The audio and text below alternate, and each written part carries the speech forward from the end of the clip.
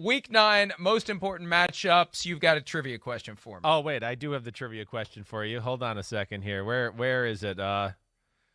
Where is it? Pete is in the sheets? Oh, okay. I was looking on my phone. Usually you text it. All right, Tom Brady and Drew Brees are obviously top 2 all-time in TD passes. We talked about that.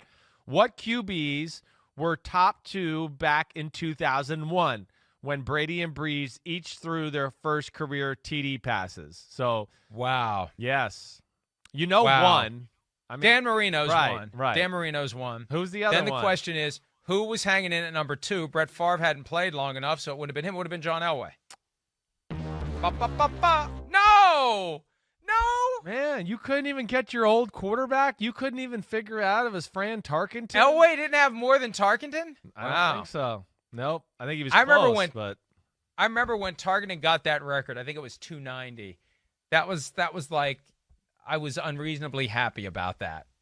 And I was pissed. I remember being pissed when Marino beat him. So maybe I should have gotten that one right after. Yeah, you should have got it right. I thought Elway had more because Elway was retired by then. I just thought Elway had more as well. All right, you get the first pick. All right. Elway never caught him. Yep, Elway never caught him. I think I'm going to start off with this Colts front versus Lamar Jackson. That's the one where I'm going to go first. This Colts defense is number 3 in football and run defense. DeForest Buckner's been amazing. Darius Leonard, special, one of the best middle linebackers in football. I mean, they've been physically dominant, but they haven't played a team like this quite yet. As far as the Baltimore Ravens, who also are physically dominant and, cause some issues of what they do with Lamar Jackson. I think I'm interested in one because I want to see how Baltimore bounces back after last week. They did a lot of good things, but lost the football game. And, the Colts, the last time they played a real good running team in like the Cleveland Browns, the Browns had their way with them. That's really about the only team that has. But I guess we're not sure how good the Colts are too. And I think this is going to be something where, okay, here's a little bit more of a feel for how legit they are. Are they a true Super Bowl contender or just a playoff type caliber type team? And that's where I'm excited to see this matchup this week.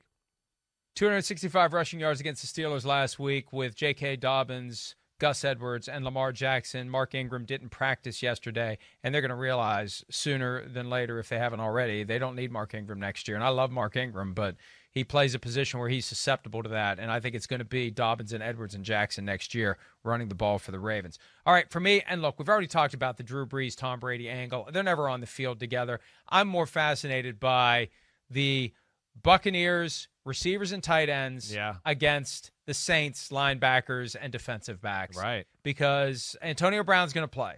Chris Godwin, we don't know yet. Mike Evans is healthy. Gronk is Gronk again.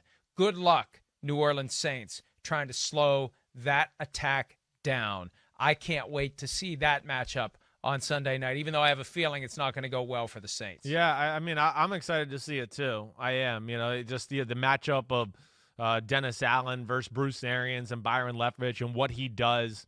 Will he be as bold as he's been all year and take these chances of playing aggressive man-to-man and do that against this group in Tampa Bay? That's what would scare me. Tampa can rush the passer, and, of course, it's hard to match up against them across the board. And the Saints just have a few plays every game where you just go, why? You're doing well. Why did you have to go for the jugular right here? Did you have to, truly decapitate them? You're still dominating. Why? And that's where I just think the Saints will have to readjust this week. I don't think they can play that style of football. I don't. Their best cover corner is Janoris Jenkins. Marshawn Lattimore has been struggleville. And that's where I find it hard to believe that they'll be able to match up and play man-to-man. All right, my next one, I'm going to go to Brian Flores versus Kyler Murray. I think that's the one I'm looking forward to, too. That's a sneaky, really intriguing game this weekend at 425. It's the best game at 425 this week. It's definitely better than the Steelers-Cowboys. We know how that's going to end. But, with Miami, this, resurgence here of their football team, how good they look, young talent. He coaches well. He's got good game plans about just about anybody he plays. He's shut down Shanahan and McVay so far. Can he shut down Kyler Murray and Cliff Kingsbury? I'm excited to see how he approaches that whole thing with spies and then containing him in the pocket and all that. So very exciting to me in that matchup. Yeah, absolutely. It's one thing to befuddle Jared Goff, but good luck with Kyler Murray because he's so nimble, and everything you try potentially is going to fail. You can't even run a scout team when you're dealing with Kyler Murray because once you get out there and see Kyler Murray, there's no one else like him right now in the National Football League. Next one for me, I'm going to go with the Vikings secondary, which is completely gutted against Matthew Stafford, who can't practice this week. Ooh. He can show up Sunday and play. The Vikings had 3 corners that did not practice yesterday. They had another corner who was limited in practice. I can't wait to see how this plays out because I assume that the Lions will go forward with Matthew Stafford, even though he hasn't practiced. He's going to – I mean, this guy has played time and again when he's injured. Yeah. He's healthy. So Right. what if I haven't practiced? I'm playing. Right. I want to see what he does against that Vikings secondary because even though the Vikings are feeling good about themselves coming out of last week, that defense is still overmatched. And, they got lucky. They made a few stops. They had a questionable pass interference call that should have been made that was picked up. I want to see that matchup because whoever loses this game is done. The winner, still very much alive. The loser, it's over. Yeah, no, I hear you there, and you're right. I mean, yes, the Vikings won last week, but yeah, you watched the game back. It wasn't one of those things where you're like, they were dominant last week in beating Green Bay. They never really stopped Green Bay the whole day. So I hear you there, and yes, you got to play Matt Stafford. I don't care about practice or not, but that'll be an interesting game altogether. It really will. And Kenny Golladay. Is he healthy again? Is he back? I know he was a little banged up again, so that'll go a long way in that matchup to see where it goes too. All right, my last pick, I'm going to go J.A. versus J.A., and that's my boy Blue, Josh Allen versus Jamal Adams, because I think that is going to be fun to watch. Awesome game at 1 o'clock. Seahawks going across the country against the Buffalo Bills. Jamal Adams, it sounds like he's going to be back in full effect. And I would think he is going to be the guy that will be responsible for Josh Allen a lot. I think they'll blitz him thinking he'll track this guy down. He'll get him down that way. So I really think a lot of the game could come down to, Bills will make plays, do all that. Seattle will let up plays. We know that. But Seattle in every big game always creates 1 or 2 turnovers with the chaos they create. And Jamal Adams will be a big part of that. And I think a lot of the times they're going to find ways to blitz to where he's free, and now it's going to be, okay, can you tackle this big soldier Josh Allen one-on-one, which a lot of people can't. And he sacks him a few times or hits him as he's throwing, things like that.